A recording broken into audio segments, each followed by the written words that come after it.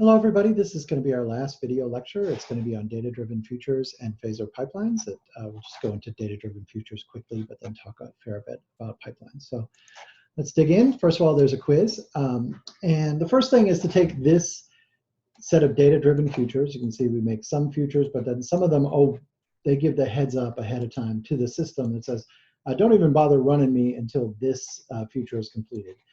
It'll undoubtedly, or should call get from within, but it's basically giving a heads up to the system that I depend on this future completing, so don't bother until you get there. So I want you to draw the data flow diagram over here. Obviously, there'll be something called A up here, and B, which will have an arrow between it because it's depending on that. C will also depend on A, right?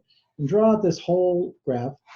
When you're done with that, feel free to annotate the graph with what the intermediate results would be, and then print out what the total thing, what the total H node would print out when it's done, which would be bringing together D and G at the end.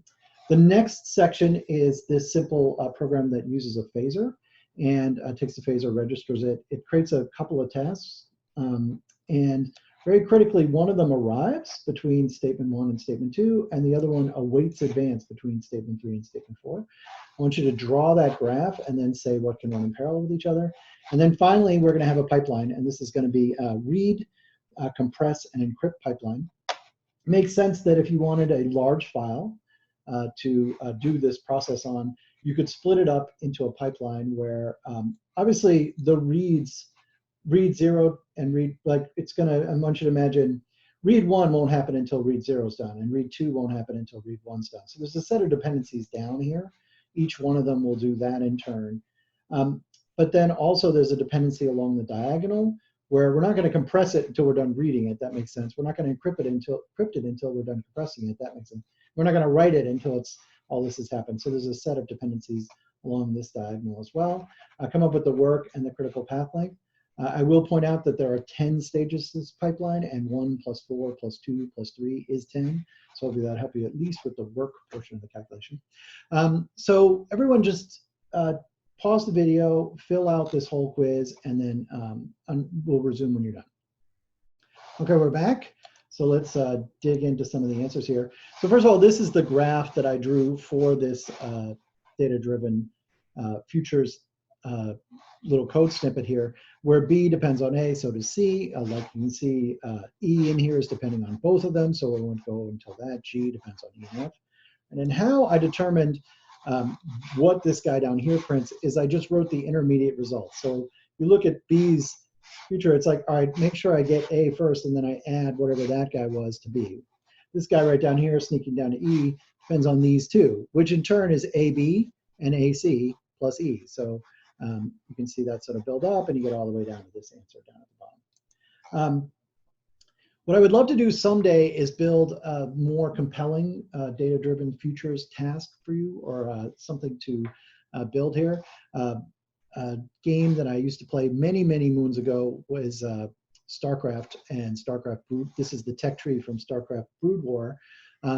If you've ever played a game that has a tech tree where you have to reach a certain level of technology before you can build something, you might be familiar with a tree like this. You can't build a barracks until you have a command center. You can't build a factory until you have a barracks. You can't, you need different things to build different guys. I need all these things. And you could launch tasks or futures for all these things, but you could start the start port task and it would wait on the factory. You might as well give the system a little heads up of, don't even bother starting this task until the factory is complete, which in turn would be waiting on the barracks and everything like that. So someday maybe we will add this to this course.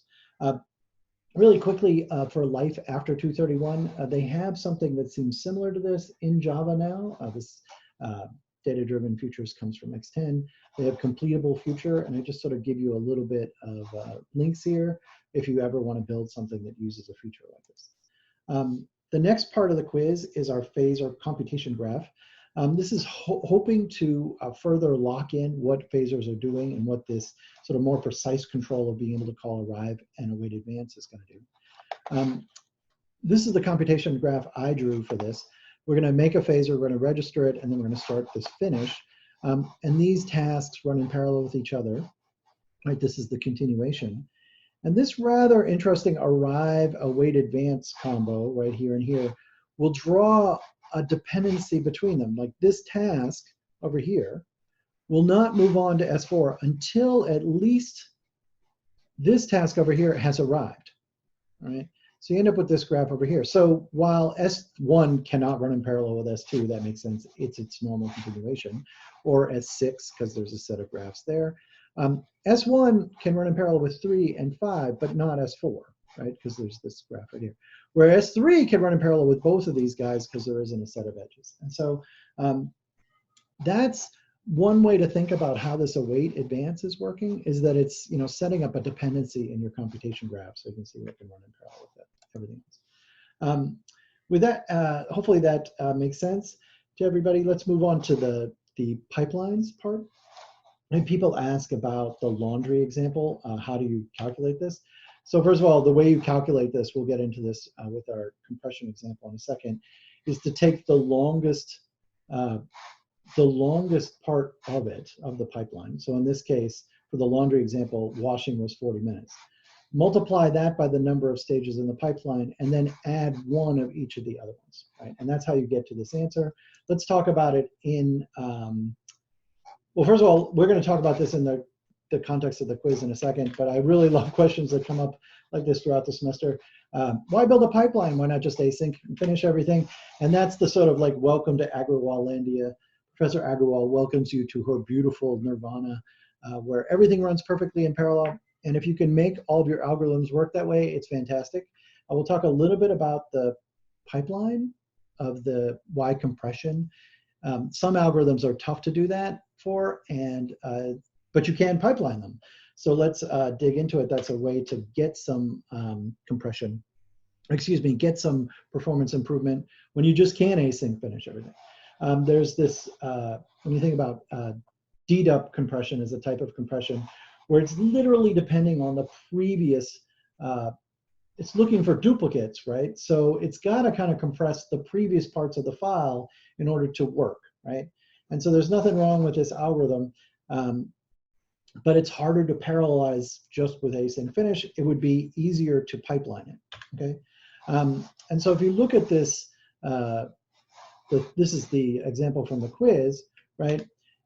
This is the critical path because compression is the longest one, right?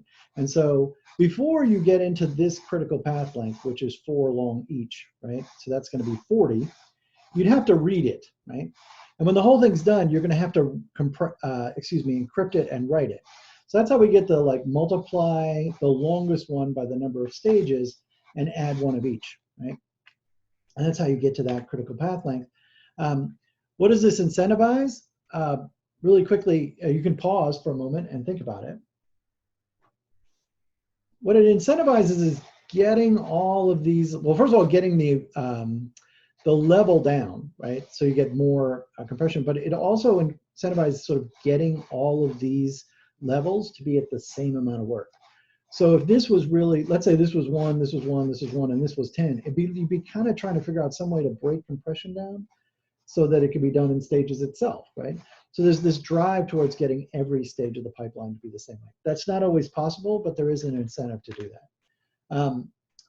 And like every semester, there's always a question where people ask like, hey, what about that second to last right? Like that guy's longer, like shouldn't this be, shouldn't this 3 right here be a part of that critical path length too? Like why am I just adding this one? And this is a great question. This usually comes from students who are always sort of paying attention and not just accepting what I'm talking about, right, or Professor Sarkar. And I hope that this graph sort of shows you what's sort of happening. I only have 3 parts of it at this point. But the dependencies down here and the dependencies along the diagonal, right? So this one is the, you know, the reading, like I need to read part 2 after I've read part 1. I need to compress the first part after I've compressed the 0th part. This guy being so big is going to push the diagonal versions of the dependencies down, right? And so this one here pushes the encrypt and write down so far that this one being longer than this guy does not this write, which has work 3, will complete before the encrypt of 2 happens, because there was this buffer created by the compress of 2. But that's a great question.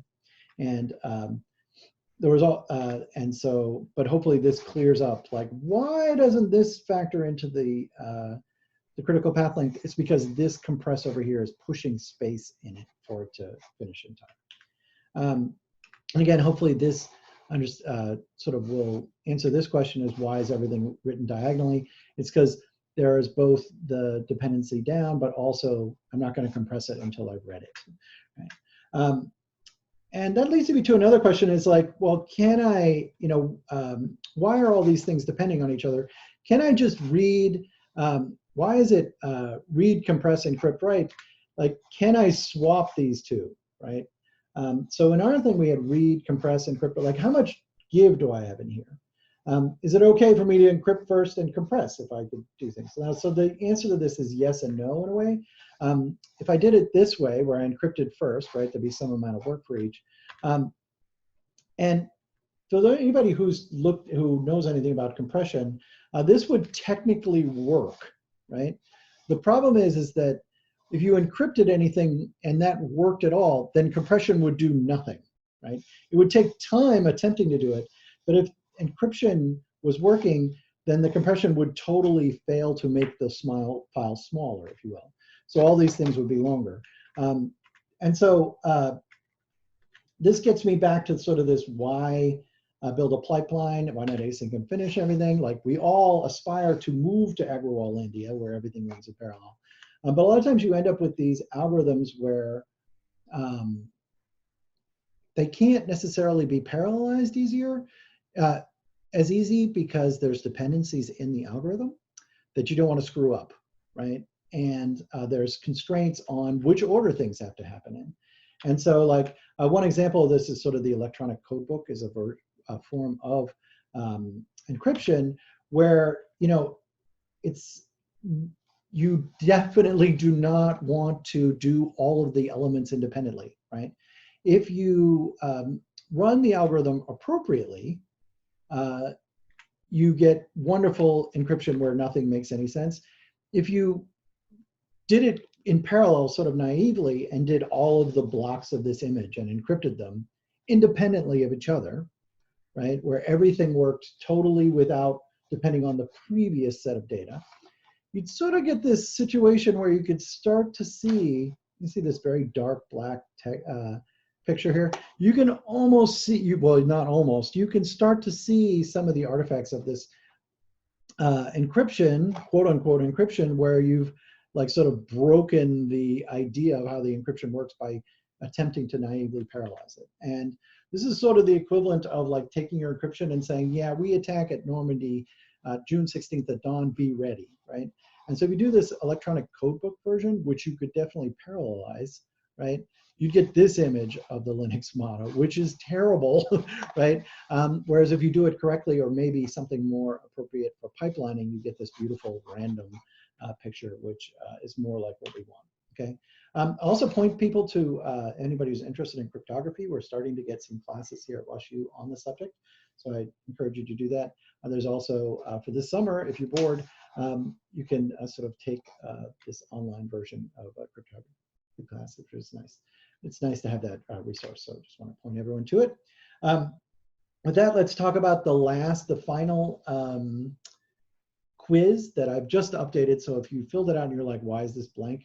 Go to it now. It sort of asks some questions about, please synthesize the course, give anyone who deserves a shout out, credit for the course. Also ask for what was effective and what can be improved about the class. There's also an anonymous feedback form, which you're all welcome to please fill out and give me feedback on just anything you want to tell me, good, bad, or indifferent, that you don't feel like saying in the official form. With that, I'll say everyone should check out the phaser video that I released for previous studios. If you haven't watched that, please watch that before you try to do the pipeline one. And so I point you to that here. Let's talk about some questions about phasers and pipelining. Is this standard way that you would build a pipeline. The pipeline is often built in hardware in my experience. What I'm familiar with from pipelines is something from graphics. So this is the Silicon Graphics Reality Engine from early in the 90s.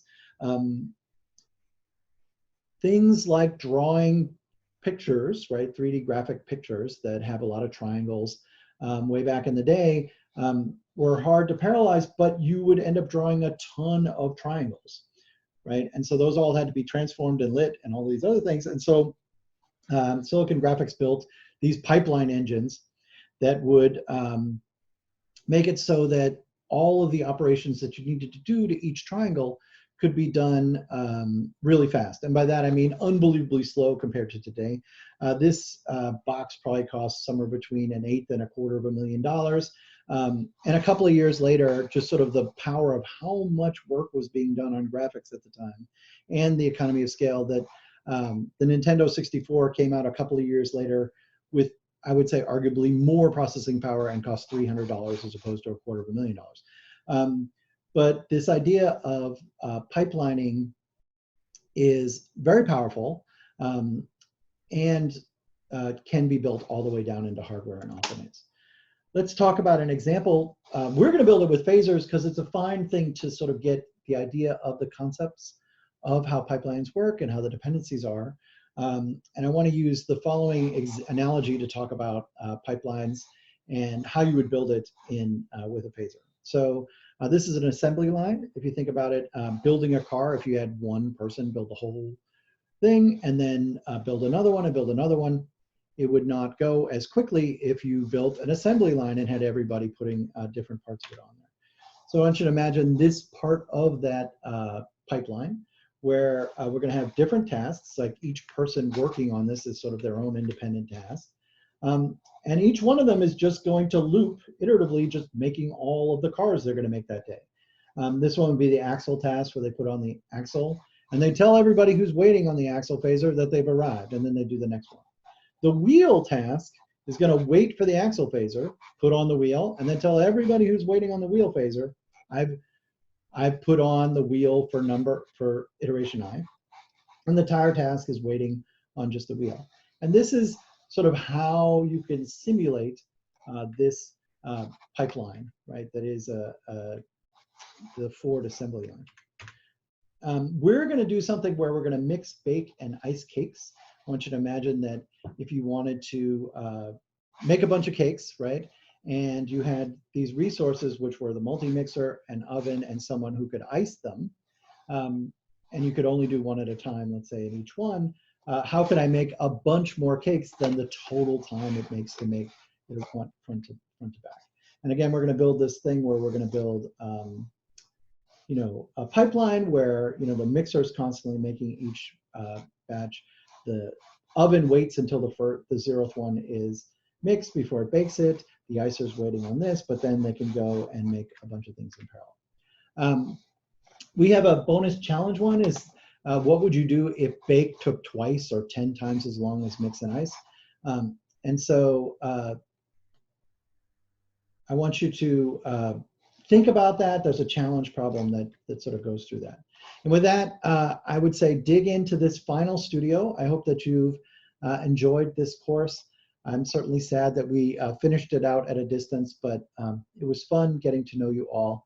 And I hope that you are all safe, isolated, and well. And have good luck and have fun on finishing out the semester.